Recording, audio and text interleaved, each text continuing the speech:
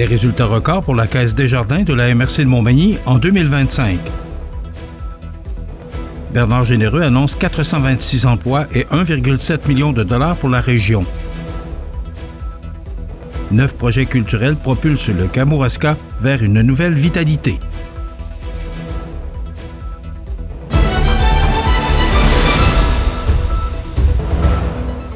Mardi 28 avril 2026. Bonjour mesdames et messieurs et bienvenue à votre bulletin d'actualité sur le réseau de télévision CEMA TV. La Caisse Desjardins de la MRC de Montmagny affiche une année 2025 particulièrement solide, marquée par une croissance soutenue et des retombées concrètes pour ses membres et sa communauté. Lors de son assemblée générale annuelle virtuelle tenue le 20 avril dernier, l'institution financière a présenté des résultats qui témoignent de sa vitalité. Le volume d'affaires a atteint 2,98 milliards de dollars, en hausse de 5,1 % par rapport à l'année précédente, tandis que les excédents d'opération ont bondi à 40,3 millions de dollars, une augmentation marquée de 64,7 %. Ces performances permettent à la Caisse de redistribuer une ristourne totale de 2,6 millions de dollars. De cette somme, 2 310 916 dollars seront versés directement aux membres, alors que 299 624 dollars seront injectés dans le Fonds d'aide au développement du milieu. Cette décision, entérinée par les membres à la suite de l'Assemblée, confirme l'importance du modèle coopératif dans le soutien aux projets locaux. Le président du conseil d'administration, Gilbert Caron, souligne que cette ristourne représente un levier unique pour soutenir des initiatives structurantes et répondre aux besoins collectifs du territoire. En parallèle, la Caisse a également contribué activement à la vie régionale en versant 82 813 dollars en commandites et dons, ainsi que 323 223 dollars supplémentaires via son fonds dédié au développement du milieu. Sur le plan administratif, 5 postes étaient à pourvoir au conseil d'administration. Faute d'un nombre suffisant de candidatures, 4 personnes ont été élues par acclamation, soit Annie Beaumont, Bernard Boulay, Denis Fournier et Érika Gontier. Avec un actif global de 1,4 milliard de dollars, la Caisse Desjardins de la MRC de Montmagny continue de jouer un rôle clé dans le développement économique et social de ses 25 395 membres. Elle offre l'ensemble des services financiers du mouvement Desjardins, reconnue comme la plus importante coopérative financière en Amérique du Nord et l'une des institutions les plus solides à l'échelle mondiale. Ces résultats confirment la capacité de la Caisse à conjuguer performance financière et engagement communautaire au bénéfice direct de l'ensemble de la région. Le député fédéral Bernard Généreux a dévoilé des résultats majeurs dans le cadre du programme Emploi d'été Canada 2026, confirmant la création de 426 emplois sur l'ensemble du territoire. Cette annonce représente un investissement de plus de 1,7 million de dollars injectés directement dans les communautés locales. Les retombées toucheront plusieurs secteurs jugés essentiels, dont la culture, les musées, le tourisme et les services municipaux, notamment les camps de jour. En amont, le bureau du député a collaboré étroitement avec les organismes afin de les accompagner dans la préparation de leurs demandes. Cette démarche a permis d'assurer la qualité des projets soumis et d'optimiser les résultats. Fait notable, tous les organismes ayant présenté une demande ont obtenu au moins un emploi, une réussite que le député qualifie d'exceptionnelle. Il souligne que ces postes contribueront à soutenir les services offerts aux citoyens tout en répondant partiellement aux enjeux de rareté de main-d'œuvre.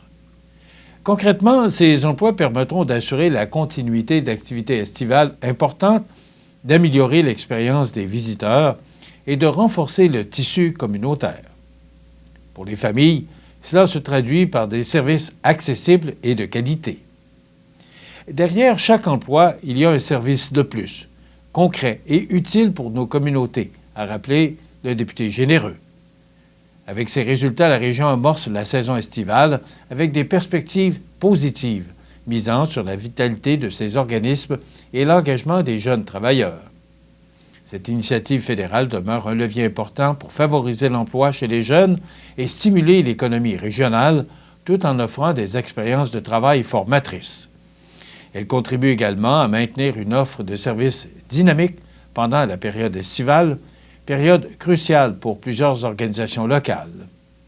L'impact se fera sentir rapidement sur le terrain, selon les acteurs du milieu. 9 projets culturels propulsent le Kamouraska vers une nouvelle vitalité. Tous les détails après la pause. Animalerie Montmagny, on aime vos félins, parfois taquins. Oui, vos chiens, même les coquins.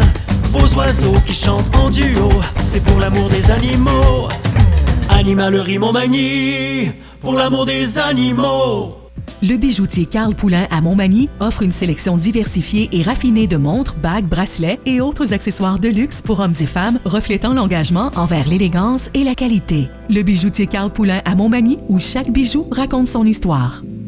Au Canada, l'alcool, la drogue ou une combinaison des deux sont impliqués dans presque 4 collisions mortelles par jour. Aidez-nous à empêcher que d'autres vies soient réduites au silence. Au volant, pas d'alcool, pas de drogue, pas de victimes.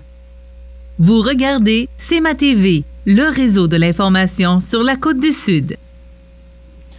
La MRC de Kamouraska annonce un nouvel élan pour la culture régionale avec l'acceptation de 9 projets innovants soutenus par une enveloppe totale de 30 000 $.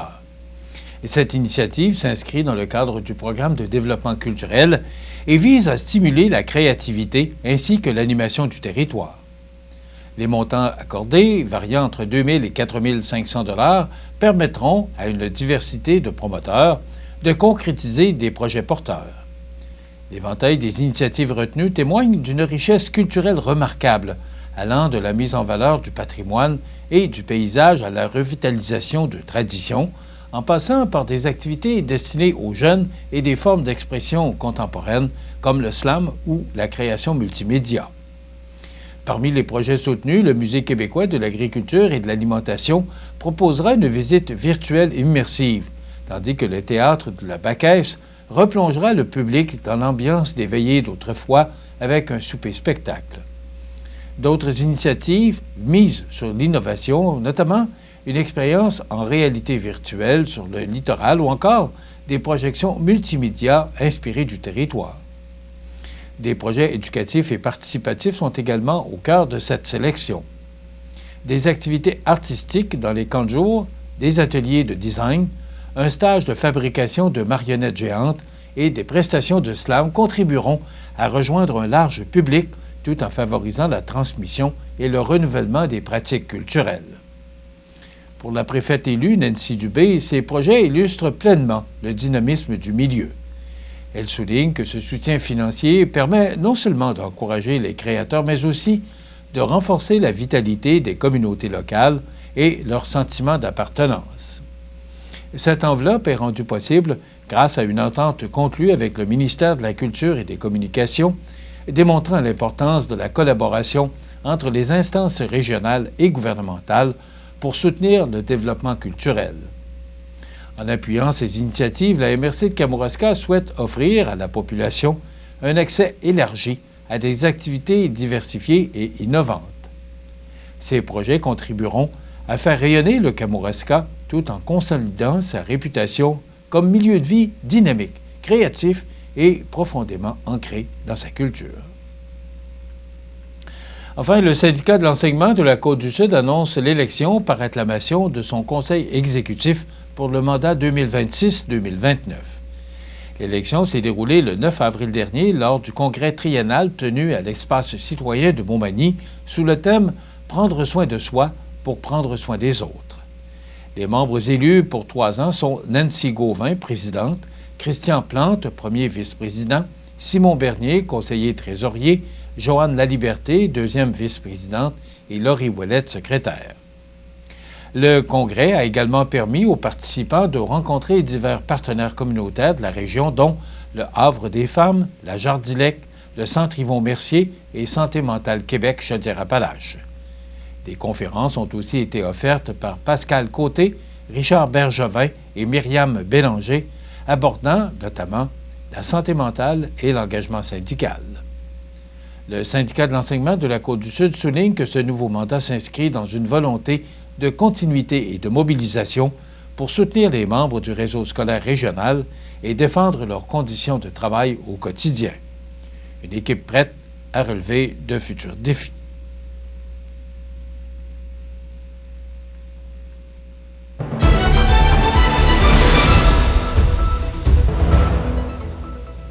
Au sport, d'abord, au salon de quilles Loi-Blanche de Montmagny, une joueuse hors du commun attire l'attention.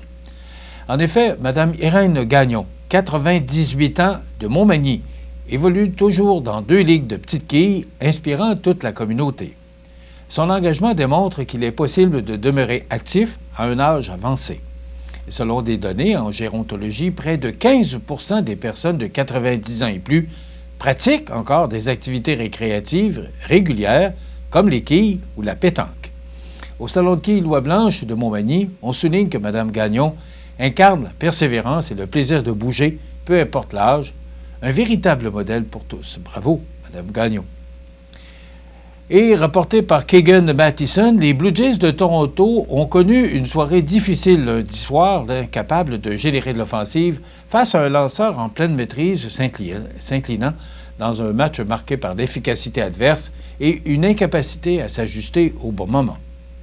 Opposés à un Ranger Suarez dominant, les Jays ont été neutralisés pendant une bonne partie de la rencontre.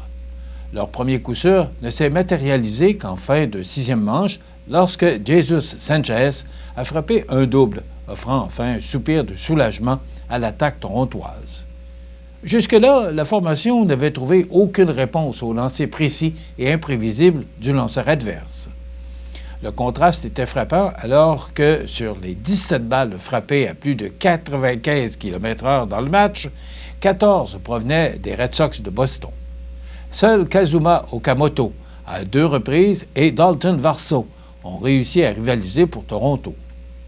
Le gérant John Snyder a reconnu la complexité du défi, évoquant un arsenal imprévisible et une présence constante dans la zone de frappe. Du côté positif, le départ de Dylan Chase a offert un aperçu de son immense potentiel. Le lanceur a dominé les 3 premières manches avec seulement 35 tirs, retirant 5 frappeurs sur des prises. À ce moment, il semblait en contrôle total, confirmant son statut de candidat sérieux pour le trophée Cy Young cette saison. Cependant, la suite a été plus laborieuse. Lors des 2 manches et 2 tiers suivantes, Chase a nécessité 72 tirs, concédant notamment 3 buts sur balle.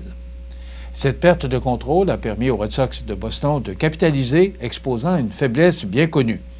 Lorsque le compte tourne à l'avantage du frappeur, l'efficacité du lanceur chute considérablement. Malgré la défaite, Chase demeure lucide. Il affirme vouloir tirer des leçons de cette sortie afin de s'ajuster plus rapidement lors de ses prochaines présences. Une chose est claire, lorsque Chase mène dans le compte, il reste l'un des lanceurs les plus redoutables du baseball. Donc, défaite de 5-0 des Blue Jays de Toronto contre les Red Sox de Boston. Voilà ce qui complète votre bulletin d'actualité de ce mardi 28 avril. Dans un moment, les prévisions de la météo. Et comme menu de cette émission du mardi, on reçoit dans quelques instants Nicole Robert, directrice générale, et Mathieu Lebrec, président de la Chambre de commerce et industrie de la MRC de Montmagny. Et Audrey Saint-Pierre nous fera part de ses trouvailles chez Uniprix Montmagny. Bien sûr, on commentera l'actualité à la fin de l'émission. Je vous souhaite donc une excellente émission à notre antenne.